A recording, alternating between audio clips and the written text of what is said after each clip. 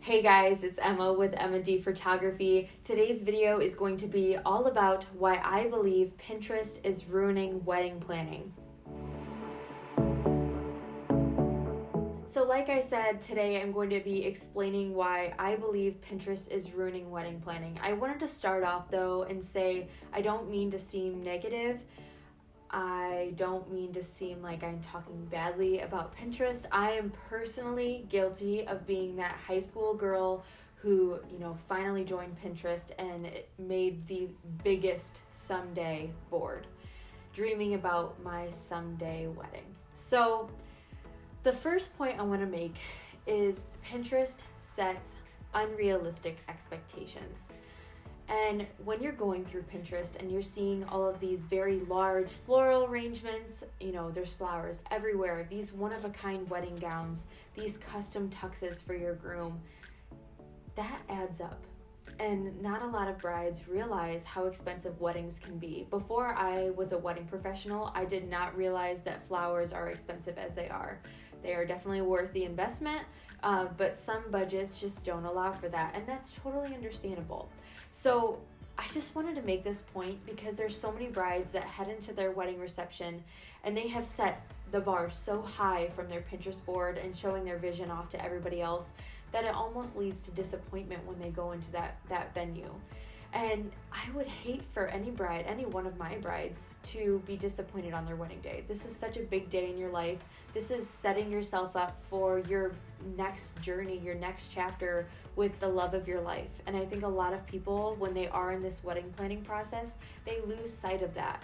Don't lose sight that this day is important because you're marrying the love of your life. That's the biggest point I wanted to make. The next thing, while we're on that subject, is when it comes time for you to make those crucial decisions in your budget, you have to sit down with your groom, and you really have to hone in on what's important to you as a couple, not what's important to everybody else on Pinterest, your wedding guests, your parents, because this is your day. The next point I wanted to make is that there are so many other better resources for brides out there while you're planning. I wanted to give an example. So last spring in 2019, I was planning a styled shoot with a wedding planner in the Northwest Ohio area. And the theme of our styled shoot wanted to be focused around the Pantone color of the year, and that was living coral at the time. When you first start planning a styled shoot, you have to make a mood board. So what do?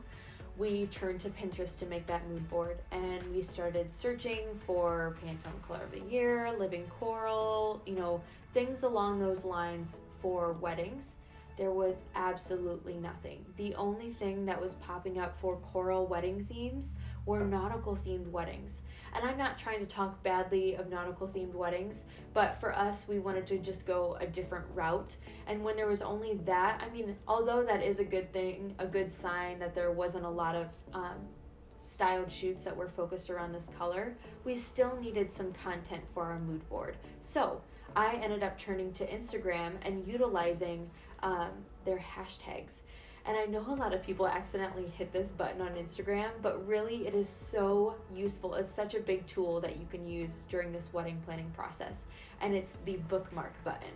You can save to specific collections. So let's say you made a collection for your bouquet. You made a collection for your dress. You made a collection for your reception venue, things like that. But the only thing is, if you are using this as a resource, you still cannot lose sight of what your budget is, what you're going to be allowed to do with that budget, and just don't set yourself up for those unrealistic expectations. So if you're looking to use better resources with not super outdated pins, you can go on Instagram. You can use wedding blogs, wedding magazines. There are so many brides out there that I almost think forget about those wedding blogs. There are a lot of wedding professionals who spend a lot of time, a lot of effort, and especially a lot of money on those styled shoots to give you inspiration, to have you go outside the box.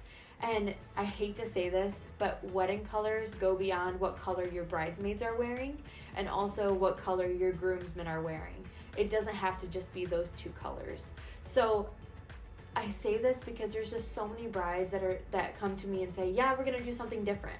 I'm like, okay, what are you doing? Like, I get super excited and super pumped up. And then they say, yeah, we're gonna be doing these 2 colors.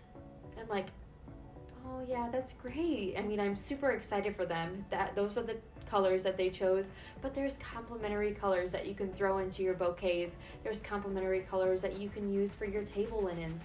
Think outside of the box. Have fun during this planning process. It does not have to be stressful, and I'm just trying to give you the resources that you deserve. And you know what? Don't lose sight of what I said. Your wedding day is for you and your groom, and you know what? It's the start of your marriage. It doesn't have to be super expensive. It doesn't have to put you into so much debt, and who cares what other people think? If you had just one bouquet and it was fake flowers and you love them, that's all that matters. All right, this was my tip for today. I hope you guys enjoyed. If you guys have any video requests, don't hesitate to reach out, and don't forget to give this video a thumbs up. I really appreciate it. All right, bye guys.